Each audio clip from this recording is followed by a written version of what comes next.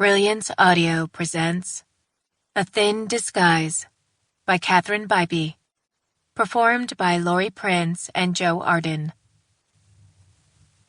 Inside the eye of a scope, there is a spot where two lines come together. If that scope is mounted on top of a high-powered rifle and is in the hands of someone who understands the mathematical calculation of how much the projectile will descend before it reaches its target, that spot becomes deadly. Olivia noted 3 snipers positioned south, east, and west of the entrance to the courthouse. SWAT. All of them.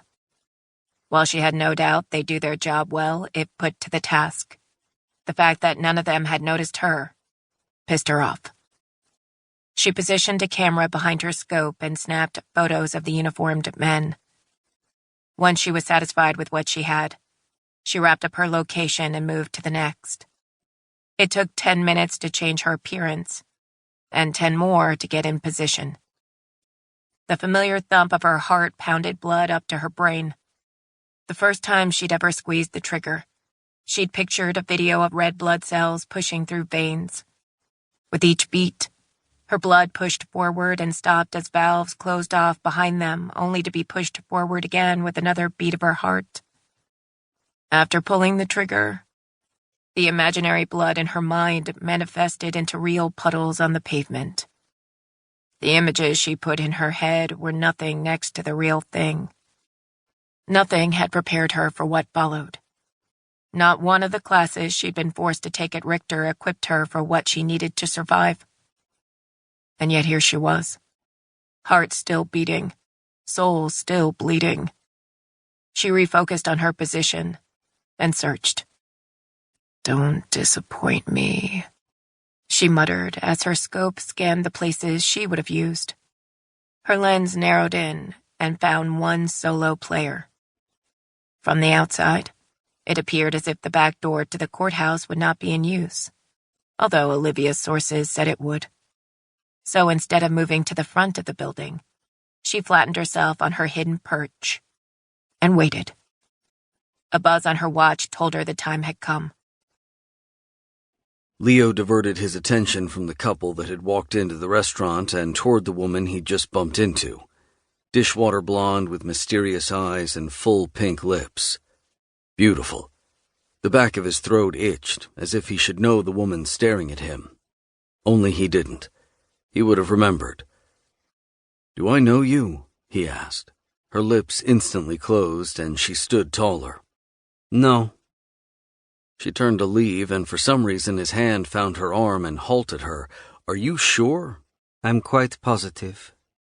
She glanced over his shoulder, eyes wide, and walked swiftly away. Is that an accent? Yeah, he would have remembered her. He watched her leave before shaking off thoughts of the confusion on her face and turned back toward the restaurant. Then, because he felt someone's stare, he looked to his left. Brutus A and Brutus B stared, recognition on their faces. He shifted from one foot to the other, weighed his options. Brutus A stood. Leo squared his shoulders. "He in there?" The question was rhetorical. Brutus B met his friend on his feet. It was then that Leo pushed his jacket back enough to display his badge and the butt of his gun holstered at his side. They didn't flinch, and they didn't sit down. They knew who he was. "I'll just look," Leo said as he moved into the restaurant. Navi Sobel's bodyguards, right at his back, he marched in. Sobel spotted him, put his drink down. With every step, Leo knew his boss wasn't going to be happy with him, but he moved forward anyway. He had no choice. Leo arrived at the table with a smile. "I see you're making yourself right at home." Navi folded his hands and placed them in his lap. "Is there something I can do for you?" Leo moved his gaze around the room. Plenty of people were watching them. Hard not to when 3 men, 2 admittedly a little larger than him, stood in the center of a posh restaurant, talking. No, I'm good." Leo turned to stare to Navi's female companion.